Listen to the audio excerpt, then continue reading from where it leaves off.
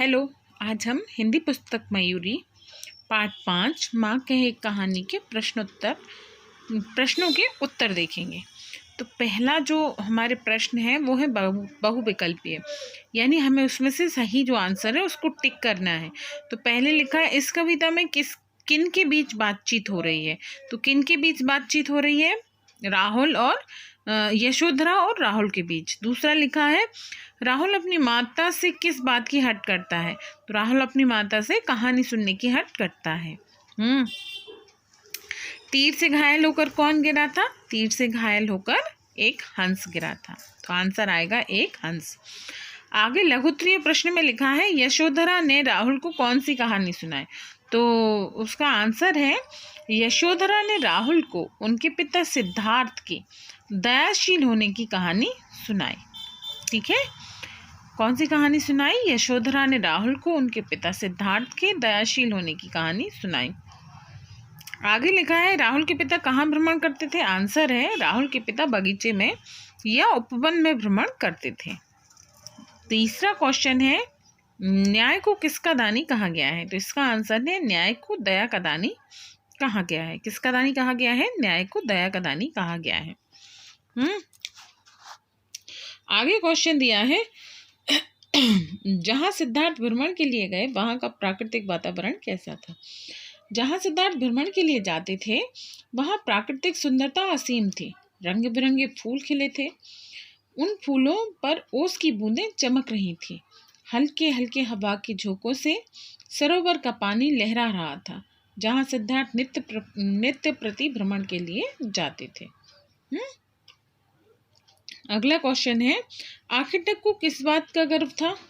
तो शिकारी को इस बात का अभिमान था कि उसने जो लक्ष्य साधा था वह उसे प्राप्त हो गया।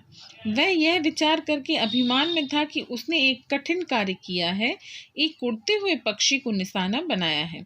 इसीलिए वह सिद्धार्थ से कह रहा था कि यह हंस उसका शिकार है, उसे मिलना चाहिए। अगला क्वेश्चन है बात न्यायालय में क्यों गई बात न्यायालय में। याद है मैंने जब चैप्टर समझाया था तो बताया था कि क्यों गई थी बात। ठीक है, मैं बताती हूँ आपको बात न्यायालय में क्यों गई। जब सिद्धार्थ और आर्किटेक्ट के बीच विवाद हो रहा था कि घायल हंस पर किसका अधिकार है। सिद्धार्थ का मत था कि उसने हंस को बचाया है तो हंस उसका है। आर्किटेक्ट का विचार था कि हंस उसका है, उसका शिकार है। तब विवाद हुआ, विवाद बहुत बढ़ गया, तब बात न्यायालय तक पहुंची। ठीक है,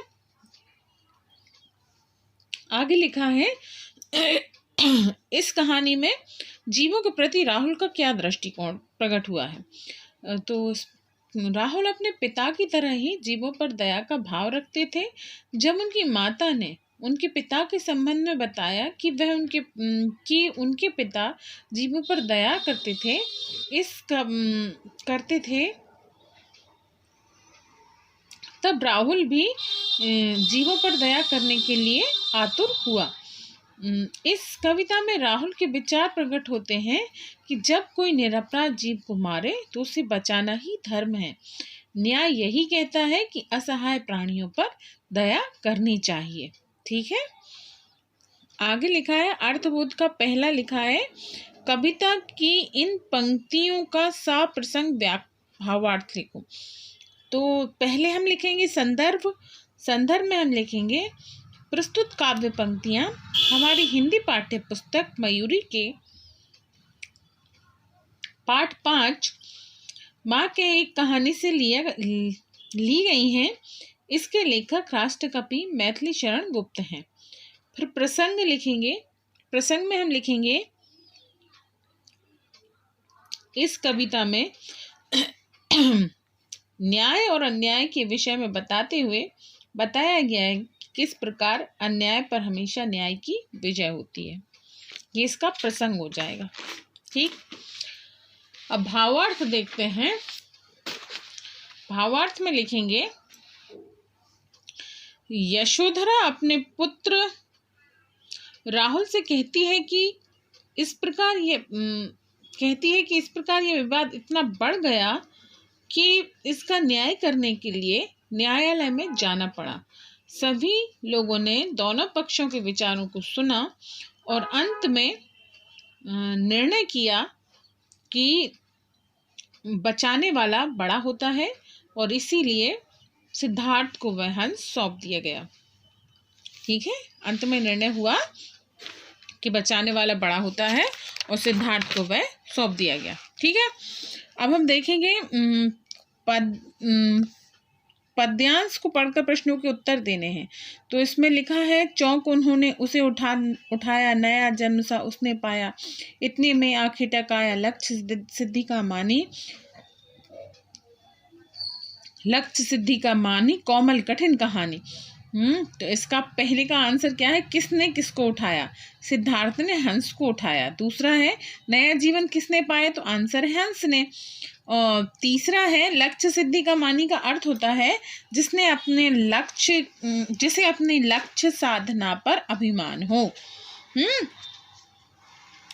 आगे है, कहानी को कोमल और कठिन क्यों कहा गया है? कहानी को कोमल और कठिन इसलिए कहा गया है क्योंकि इसमें न्याय और अन्याय के विषय में बताया गया है। ठीक है, अब देखते हैं, उदाहरण समझो और विपरीत अर्थ वाले 5 शब्द युग्म लिखो। तो जैसे सहृदय निर्दय लिखा है, इसी तरह से कोमल कठिन, गुण अवगुण, सजीव निर्जीव, मूक वाचाल और विसमृत है। ठीक है, आगे लिखा है, निम्नलिखित वाक्यांशों के लिए कविता से खोजकर एक शब्द लिखो। तो आखेट करने वाला आखेटक, रक्षा करने वाला रक्षक,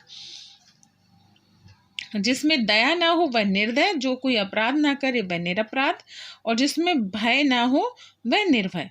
ठीक है, अब लिखा है क्वेश्चन नंबर 3 में, निम्नलिखित शब्दों के चार पर्यायवाची शब्द लिखो। तो राजा का होता है नरेश, भूपति, भूप, अधिपति। उपवन का होता है बगीचा, बाग, बगिया, फुलवारी। खग का होता है पक्षी, बेहंग, द्विज और चिड़िया। तात का होता है पिता, जनक, पितृ, बाप।